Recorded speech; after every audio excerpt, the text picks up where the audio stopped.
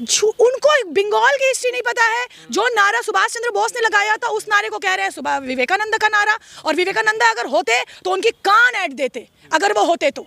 और ऐसे ही अब क्या ही बोलूं मैं, छोड़िए। बिल्कुल भी नहीं कांप रही है। ममता को देखकर किसी और की धोती खुल रही है, जो आपको भी नजर आ जाएगी 4 तारीख को इंशाल्लाह। क्या होगा 4 तारीख को? खेला होगा, वही होगा जो हमेशा से होता है। और इस जिंदा रहना है तो हालात से डरना कैसा, जंग लाजिम हो तो लश्कर नहीं देखे जाए। ये आरएसएस जो पीछे से पूरा बीजेपी को सपोर्ट करता है, इतनी ज्यादा 3 बार तो इनको खुद बैन लगी है, 3 बार दंगा करने पे खुद बैन लगी है। नथुराम गोडसे ने जब मारा था 1948 में एक बैन लगी थी। हमें हिंदुओं को खत्म करना है जिहाद? बिल्कुल भी नहीं, बिल्कुल भी नहीं। यहाँ पे आप जाकर देखिए, वो पीछे हमारे हिंदू भाई खड़े हैं, कितना लिंचिंग हुआ है। क्या होता है बंगाल में, ये जानबूझकर अखलाक जैसे लोगों को, तबरेज जैसे लोगों को लिंच करवाते हैं। बंगाल चुनाव की सरगर्मियां तेज होती जा रही है। एक महिला जो बहुत वायरल है इस वक्त सोशल मीडिया पे, फिर एक बार उनसे मुलाकात हुई है। देखते हैं अब क्या इनका बोलना है बंगाल चुनाव को लेकर। शायद लग रहा है पलट गई होंगी। मोदी जी ने जो है काफ़ी हद तक चुनाव पलट दिया है। क्या ज़रूर आपको लगता है पलट दिया चुनाव अभी तक? भाई जय भीम, जय संविधान, हम अम्बेडकर जय श्री राम मानने वाले हैं, हम पलटने वाले नहीं हैं। जय श्री राम, वो जो वॉशिंग मशीन उनका है वो हमें पता है। जय श्री राम, जय सिया राम हमारे दिलों में भी है, अल्लाह अकबर हमारे दिलों में भी है। लेकिन जय श्री राम को लेकर हम अपनी सियासत की रोटी नहीं सकते हैं। भगवान दिलों में बसते हैं, भगवान भावनाओं में बसते हैं, भगवान से कनेक्शन डायरेक्ट होता है। हमें किसी बीच वाले की जरूरत नहीं है। ममता का कनेक्शन नहीं है लेकिन भगवान से, ममता का कनेक्शन नहीं है, आपने कहाँ से देखा? और ममता का क्या कनेक्शन है वो मैं क्यों लाऊं? दैट्स अ पर्सनल मैटर, वो उसका पर्सनली मैटर है। ममता का कनेक्शन जमीन से कितना है? ममता एक सीएम है, ममता एक पॉलिटिशियन। मुसलमानों के साथ तो कहाँ से भगवान से कनेक्शन होगा उनका? मुसलमानों के साथ कहाँ है? मुसलमानों के साथ क्या है? और ये जो अपीजमेंट की पॉलिटिक्स है ना, ये मत कीजिए। मुसलमानों के साथ नहीं है। आप जाकर हर रैली में देखिए, उसके लिए जो वेस्ट बंगाल का निवासी है वही है। आप हिंदू मुसलमान यहाँ पे मत करिए। बंगाल में ये नहीं चलने वाला आपका। ममता मुसलमानों के साथ है, हिंदुओं के साथ है, ये मत कीजिए। आप भड़काइए मत यहाँ पे। बता रहे हैं तो है। मोदी जी तो बहुत कुछ बता रहे हैं। मोदी जी की कौन सुनने वाला? मोदी जी हमारी सुनते हैं? हमारी सुनी है कभी मोदी जी ने? मणिपुर में सुन रहे हैं, कितना शाहीन बाग में सुना था। मणिपुर जल रहा है और उनको शर्म नहीं आ रहा, और वहां मेकअप करके आप तमिलनाडु में बैठे हुए। ये रेशिज्म, ये नस्लवाद की क्या ही मैं बताऊं, कि आप मेकअप करके बैठे हुए हैं, वहां जा रहे हैं। आप हिंदुस्तानी, आप हिंदुस्तान को भूल जा रहे हैं। हिंदुस्तान में हर रंग के लोग हैं, हिंदुस्तान में हर धर्म के लोग हैं। किसी धर्म वालों को, हिंदू को मुसलमान से लड़वाना, ऊंची जाति को नीची जाति से लड़वाना, तो ये इनका काम है। ये बंगाल की जनता और ममता बनर्जी बहुत अच्छे से जानती है। जिहादियों की है ये वेस्ट बंगाल। इसीलिए वैष्णो देवी में जो बेचारे डॉक्टर जिनका एडमिशन हुआ था, क्या है सर, हमें भी सब मालूम है।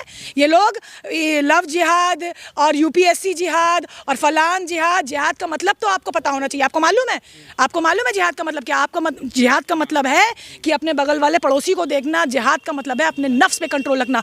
ये परवर्टेड फॉर्म ऑफ जिहाद उनकी भाषा में हमें मत सिखाइए। हमें हिंदुओं को खत्म करना है जिहाद? बिल्कुल भी नहीं, बिल्कुल भी नहीं।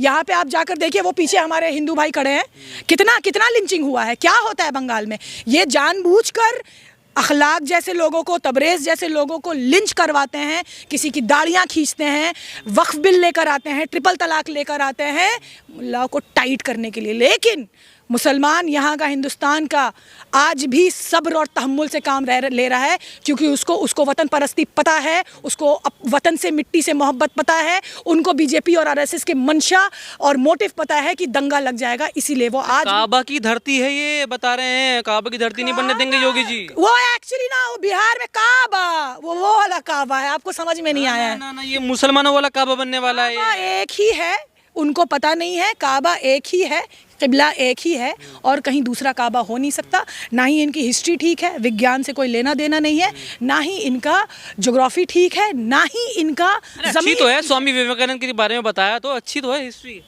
उनको बंगाल की हिस्ट्री नहीं पता है। जो नारा सुभाष चंद्र बोस ने लगाया था उस नारे को कह रहे हैं सुबह विवेकानंद का नारा, और विवेकानंद अगर होते तो उनकी कान ऐड देते, अगर वो होते तो। और ऐसे ही अब क्या ही बोलूं मैं, छोड़िए। यानी आपको डर लग रहा है बोलने से, इसका मतलब तो ये मोदी जी से कांप रही हैं आप भी? तुमको दिल्ली वापस जाना, मुझे यहीं रहना, तुम अपना समझो, ठीक है। तुमको अगर पैसे मिले हैं ऐसे भाषण करवाने के, बात करवाने के, मैं यहाँ नहीं काँप रही हूँ। आधी रात में एक महिला सिर्फ लड़कों के बीच में बात कर रही है और खुला बात करी, और हमें यही बोलने की आज़ादी चाहिए, हमें यही चलने की आज़ादी चाहिए, हमें शादी करने की आज़ादी चाहिए। हमें ये नहीं चाहिए कि हम क्या खा रहे हैं, क्या पहन रहे हैं, किससे बात कर रहे हैं, उस सर्वेलेंस में हमें रखो और तुम ठीक कर दो। हमें ये नहीं चाहिए। तो हमें जहाँ है, हम जैसे हैं बिल्कुल ठीक है। हमें बताने वाला उनका जो कांप रही है ममता, मंच पे कांप रही है थर-थर। बिल्कुल भी नहीं कांप रही है। ममता को देखकर किसी और की धोती खुल रही है, जो आपको भी नजर आ जाएगी 4 तारीख को इंशाल्लाह। क्या होगा 4 तारीख को? खेला होगा, वही होगा जो हमेशा से होता है। और इस दफा जो होगा, नामो निशान न कभी रहा था बंगाल में इन लोगों का। ये लोग बंगाल कभी दखल नहीं कर पाए। इनको लगता है जैसे एक नासूर की तरह हो गया बंगाल, किसी भी तरीके से दखल करेंगे।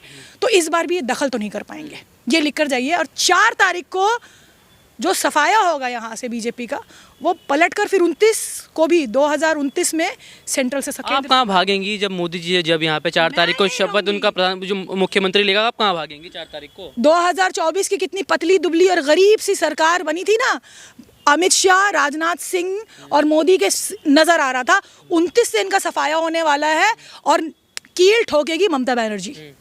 कुछ करेंगी? अगर आप चैलेंज कर रही हैं कि ममता बनर्जी अगर जीती तो ये करेंगी, हार गई तो मैं कुछ कर दूंगी, बताइए। नहीं, ये चैलेंज करने को आपके पास कुछ है? मीडिया का काम है। मैं ये सब बचपन डरी भी आप भी हैं? मैं डरी भी नहीं हूँ, मुझे अपना लिमिट पता है। आपको पता है? मुझे, मैं संविधान से चलती हूँ। मैंने आपको शुरुआत में ही कहा कि मैं बाबा साहब अम्बेडकर के संविधान से चलती हूँ। मुझे कोई चैलेंज नहीं करना। मैं आपको हकीकत, ज़मीनी सच बता रही हूँ कि इनकी दाल ना यहाँ कभी गली थी, क्योंकि ये सुभाष चंद्र बोस जो यहाँ के हीरो हैं, वो उनके मुखालफत करते थे, वो कहते थे। और आप ये बता दीजिए, ये आरएसएस जो पीछे से पूरा बीजेपी को सपोर्ट करता है, इतनी ज़्यादा, 3 बार तो इनको खुद बैन लगी है, 3 बार दंगा करने पे खुद बैन लगी है।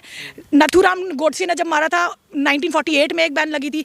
इमरजेंसी के वक्त में गणतंत्र को ये कुछ, इंदिरा गांधी ने कहा था कि कुछ नुकसान पहुंचा सकते हैं। 1972 में एक बार और लगा था इनको, और 1976 इमरजेंसी कब हुई थी, और 1992 में बाबरी को लेकर। तो इनकी हिस्ट्री है कि ये दंगई हैं।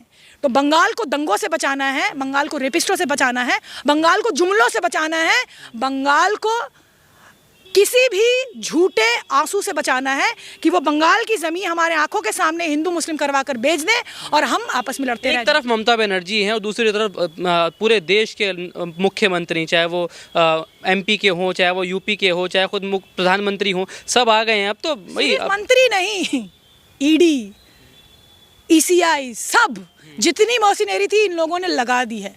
लेकिन मैं वही बताऊं ना कि वो एक शेर मुझे याद आ रहा है, जिंदा रहना है तो हालात से डरना कैसा, जंग लाजिम हो तो लश्कर नहीं देखे जाते। तुम कितने भी गुंडे बुला लो, तुम कितने भी मंत्रियां बुलवा लो, लेकिन मंत्री गुंडे हैं। मंत्री हाँ।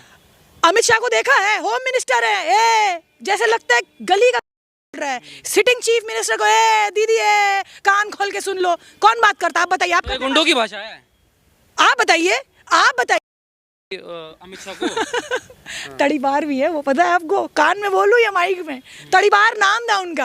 आप तो खुद नहीं पता, आप खुद पढ़ के आइए। आप इनके चक्करों में मत पड़िए, अच्छे से पढ़ाई लिखाई कीजिए। आप, मैं बता रही हूँ, ये बजट पढ़ लिख के ही तो माइक आया हाथ में, और कैसे? सिर्फ माइक ही आया है, और सिर्फ माइक ही है, पूरी जनता के हाथ में। चौथे स्तंभ है हम देश के। चौथे स्तंभ, रवीश को चौथा स्तंभ आप देश का। इसीलिए प्रोपेगेंडा जिसे कहते हैं, प्रोपेगेंडा, वो गोएबल्स जो हिटलर ने प्रोपेगेंडा किया था गोएबल्स को लेके, आज वही चीज आप लोग कर रहे हैं। अपनी मिट्टी से मोहब्बत कीजिए, दगाबाजी। मोहब्बत ही तो है, मोदी जी से मोहब्बत कर रहे हैं। मोदी जी मिट्टी की कहाँ से हो गए? मोदी जी से मोहब्बत, आपकी मिट्टी से मोहब्बत कैसे हो गई? मोदी जी का संविधान है, मोदी जी का तिरंगा है। मोदी जी तो खुद के नहीं है। मोदी जी को, देश को समर्पित, मोदी जी की सबसे अच्छी बात यह है कि मोदी जी को खुद को झेलना नहीं पड़ता है। बस देश को समर्पित जिसने किया, हम उसके साथ हैं। कहाँ किया, किधर से किया, कौन सी जगह से?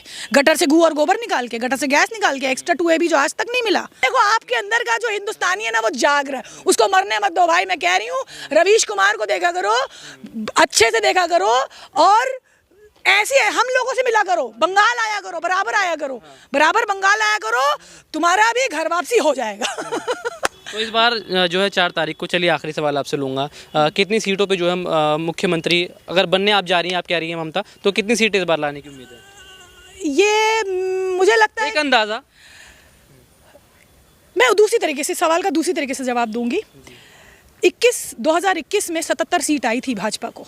मैं ये कह रही हूँ कि वो जो सारे वोट दिए थे ना, जिन्होंने भी दिए थे, वो सारे वोट वापस आने वाले हैं दूसरी पार्टियों को। और भाजपा यहाँ वही 2024 में जैसे पतली दुबली सी केंद्र में सरकार बनी थी ना, यहाँ पे वो अपोजिशन भी नहीं रहेगी। ये मैं आपसे कहकर जा रही हूँ। अपोजिशन है ना, अपोजिशन भी नहीं रहेगी।